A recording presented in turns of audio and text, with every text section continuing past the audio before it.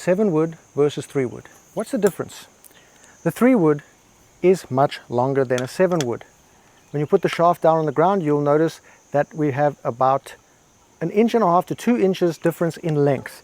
That means that the 3 wood can generate more speed but also have less control because it's further from your hands. The 7 wood will have less speed generated, but it'll have more control because the shaft is shorter. That's how golf works. The biggest difference in performance comes from the loft.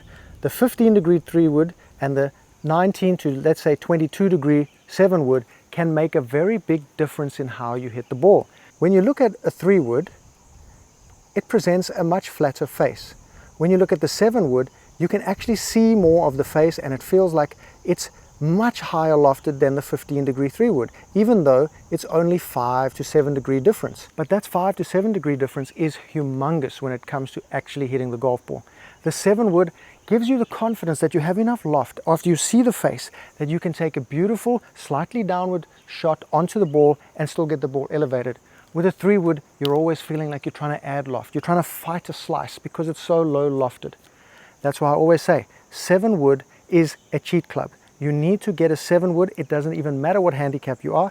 I always say make space in your bag for the 7 wood. Much more versatile, much more playable than a 3 wood. If you have a higher swing speed and you want to find a nice club that's going to get you to long par 4s or long par 5s, that's great. But the 7 wood does all those things and more, with much more control, much higher ball flight, much less slice-a-rooney.